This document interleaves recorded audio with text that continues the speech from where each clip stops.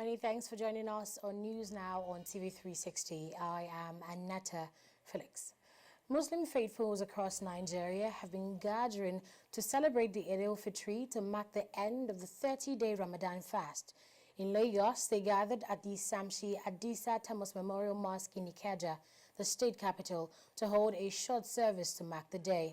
The cleric Maruf Onike joined the gathering to keep on with the good spirit that they had showed during the Ramadan. Our correspondent has more. Today, Friday, June 15, 2018, is the day set aside by Muslims across the country to mark the Eid al-Fitr and the end of the Ramadan fast. Here in Lagos, Islamic clerics and followers gather at the Shamsi Adisa Thomas Memorial Mosque playground in Ikeja to pray. The Chief Missioner, Nasfat, Imam Maruf Abdulaziz Onike, admonishes Muslims to continue in the good habit they have exhibited during the fasting period. He also charges Nigerians to get their permanent voters cards (PVCs) as the 2019 general elections approaches and support the government in curbing insecurity in the country. Some of us imbibe some good habits during Ramadan. We have to continue doing it. Some of us are waking up in the night of Ramadan. We have to continue doing it. Some of us are observing our salat at the appointed time during Ramadan. We have to continue doing it. Some of us who are displaying good citizenship. Some of us are demonstrating good citizenship. Some of us run away from fighting. Some of us run away from alcohol. Some of us run away from backbiting. Some of us run away from envy. All those habits, you have to carry it over. If you could do it in a month, you can do it all your life.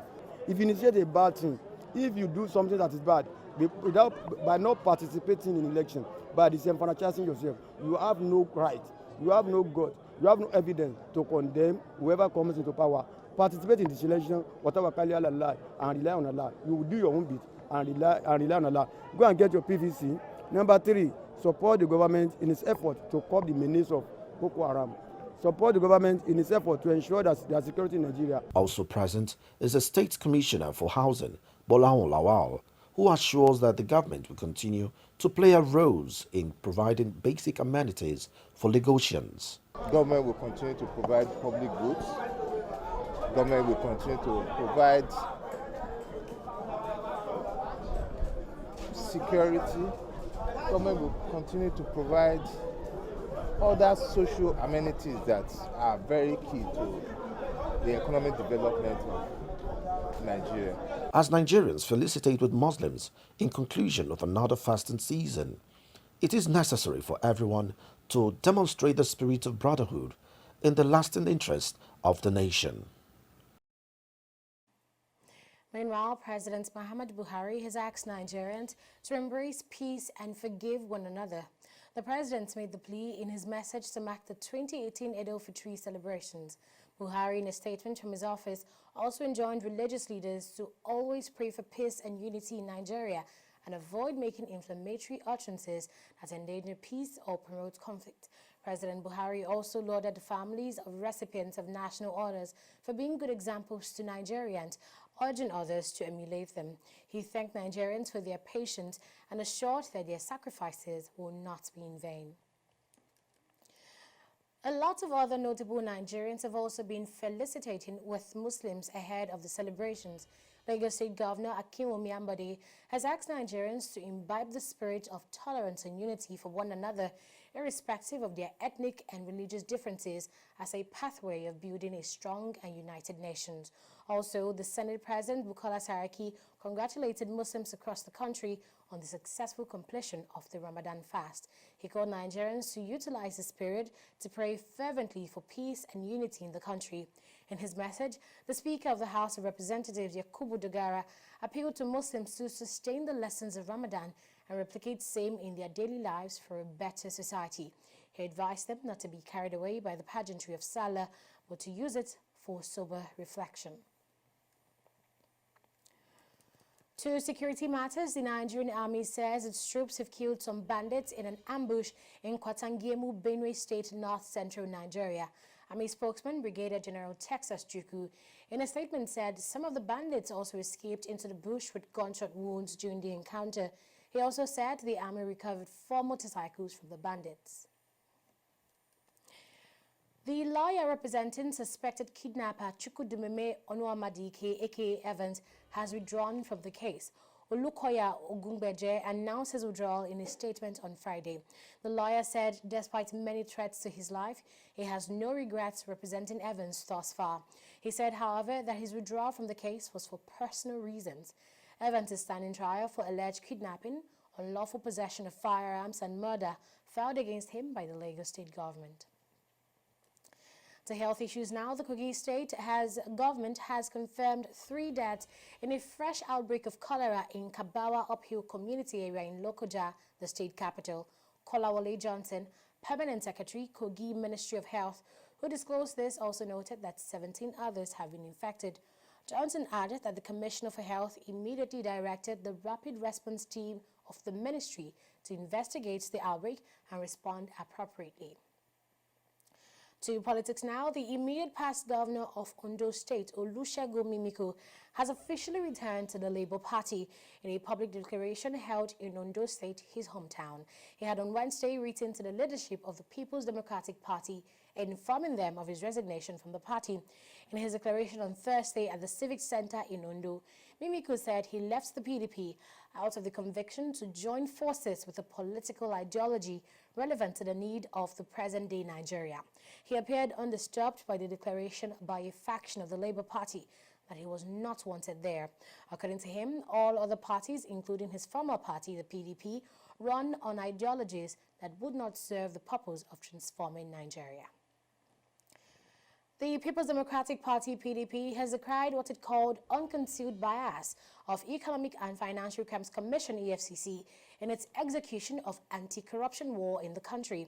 The party's national chairman, Uche Secondus, made the observation in a statement issued by his media advisor, Ike Abonyi, on Thursday. Secondus said that the recent arrest and harassment of contractors handling projects in only PDP state had clearly exposed EFCC as doing the bidding of the ruling party ahead of 2019. He claimed that the agency had deployed its operatives to intimidate and harass contractors handling projects in some PDP-controlled states with the motive of frustrating the goals of the project. Business news is just ahead. Do stay with us. Corruption not in my country. What's your name? Also there Morifi. May we check your own list, cause the list where they outside. Or not say the name never do. Your name is Honoriode.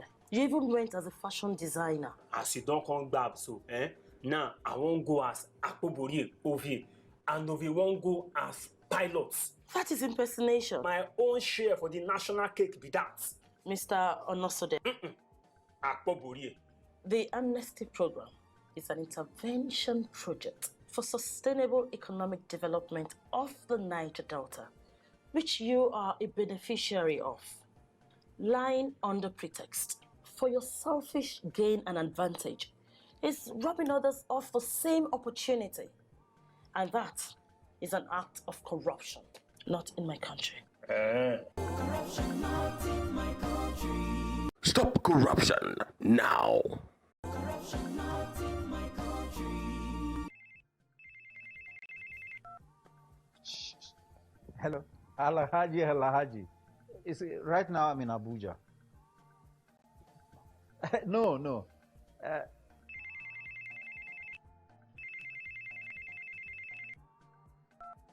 Hello? Adamu. Right now I'm in Kano. Yes. When I get back, I will just call you. Look, what is wrong with you? I'm talking on the phone and you are gesticulating and doing. What's wrong with you? Daddy, where exactly are we as we speak? Are you alright? This is Lagos. Well, you just lied to someone that we're in Abuja. Keep quiet. Who told you you can tell an elderly person is lying? Daddy, you just lied. And by lying, you're raising corrupt children for the future of Nigeria. That is corruption, not in my country. Corruption not in my country. Stop corruption now.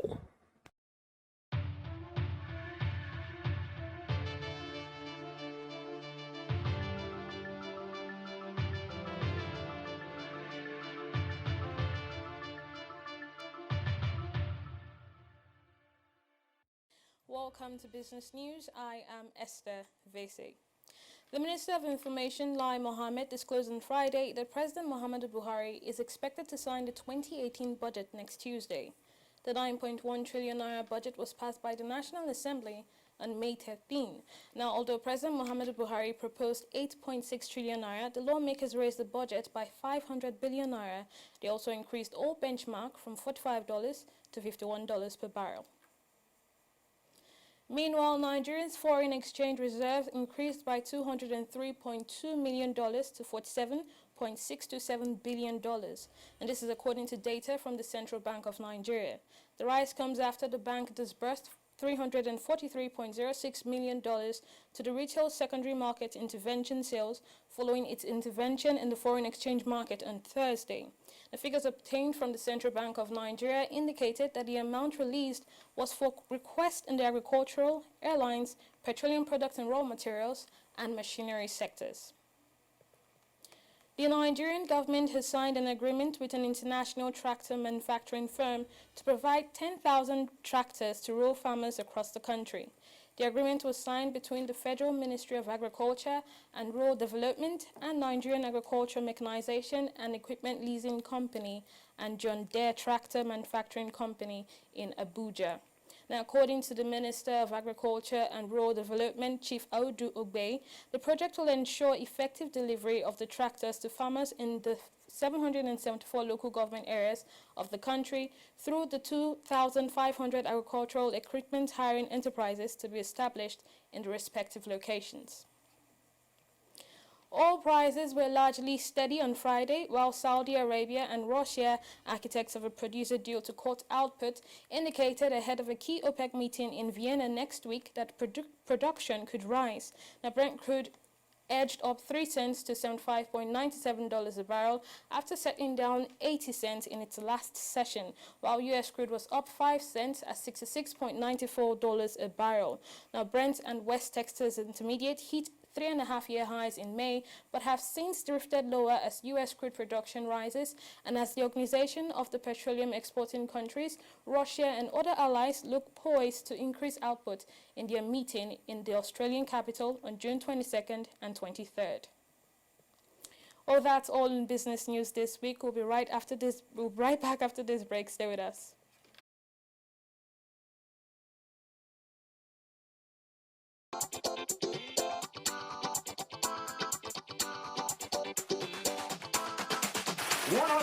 People to get only 10 people to register to vote, 10 new voters.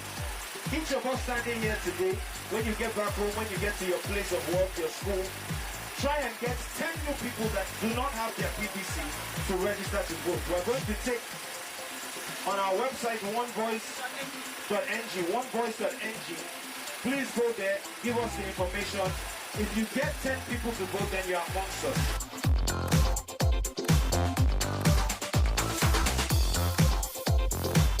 So at least start with your voter's card and begin to use that to bargain about the type of person you want to see on February 16, 2019 and March 2nd on the ballot paper. So we want to focus on people who haven't voted before. It's 100,000 people who are looking to pledge that because that gives us a minimum of 1 million new voters. Instead of to say, my vote no go count now. Try vote first, maybe you see whether it will count, you know.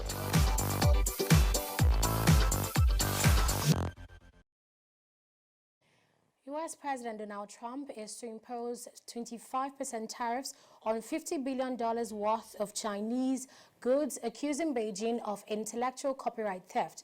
Tariffs that affect more than 800 products worth $34 billion in annual trade are due to come into effect on July 6. The White House said it will consult on tariffs on the other $16 billion of product and would apply these later. Trump has also warned that if China retaliates, as it already pledges to do, the U.S. will impose even more tariffs.